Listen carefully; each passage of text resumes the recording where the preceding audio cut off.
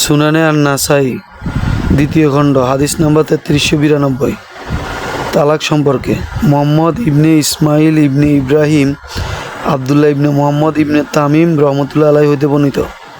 ইবনে জুরাইজ রাদিয়াল্লাহু তাআলা আনহু বলেন, আমাকে আবু জুরাইজ জানিয়েছেন যে তিনি আব্দুর রহমান ইবনে আইমান রহমতুল্লাহ আলাইকে ইবনে উমর রাদিয়াল্লাহু তাআলা আনহুর নিকট প্রশ্ন করতে শুনেছেন।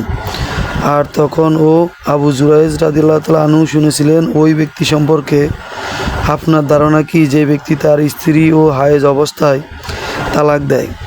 তিনি বললেন, নবী সাল্লাল্লাহু আলাইহি সাল্লামের যুগে আবদুল্লাহ ইবনে উমর রাদিয়াল্লাহু তাআলা আনহু তার স্ত্রীকে হায়েজ অবস্থায় তালাক দেন, সে যেন তাকে ফিরিয়ে রাখে, এই কথা তিনিও বলেন।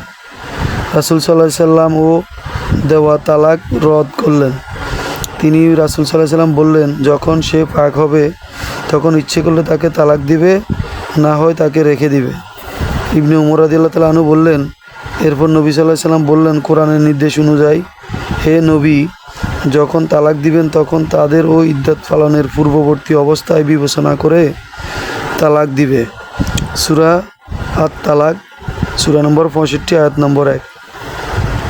হাদিস নম্বর 3393 মোহাম্মদ ইবনে বাশার রহমতুল্লাহ আলাইহি ইবনে আব্বাস রাদিয়াল্লাহু তাআলা আনহু হইতে বর্ণিত, মহান ও মহিমাময় আল্লাহ তাআলার বাণী, হে নবী, তোমরা যখন এই স্ত্রীদেরকে তালাক দিতে চাও তখন তালাক দাও, তাদের ইদ্যতের পূর্বে লক্ষ্য রেখো। সূরা আত-তালাক 65 নম্বর সূরা আয়াত নম্বর 1 সম্পর্কে বর্ণিত আছে যে ইবনে আব্বাস রাদিয়াল্লাহু তাআলা আনহু বলেছেন, এই আয়াতে অর্থাৎ ইদ্যতের পূর্বের সময় হিসাব করে। অধ্যায় নম্বর 2 সুন্নত অনুসারে স্ত্রীকে তালাক দেওয়া।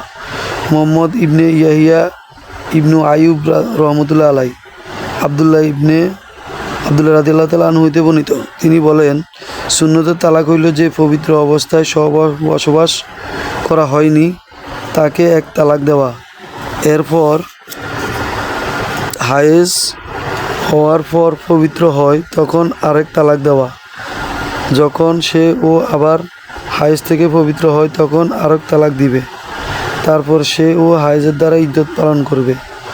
আমার রহমতুল্লাহ আলাইহি বলেন, আমি ইব্রাহিমকে জিজ্ঞেস করলে তিনিও এইরূপ বললেন। হাদিসটি সুনানে আন-নাসাই দ্বিতীয় খণ্ডে 3394 রয়েছে। হাদিস নাম্বার 3395 ওমর ইবনে আলী রহমতুল্লাহ আলাইহি হইতে বর্ণিত, আবদুল্লাহ ইবনে উমর রাদিয়াল্লাহু তাআলা আনহু বলেন, তিনি বলেছেন, সুন্নত হইল তালাক স্ত্রীকে পবিত্র মাসিক না থাকা অবস্থায় সহবসবাস না করিয়ে সেই সময় এক তালাক দেওয়া, এভাবে এক তালাক, 2 তালাক, 3 তালাক দেওয়া। হাদিসটি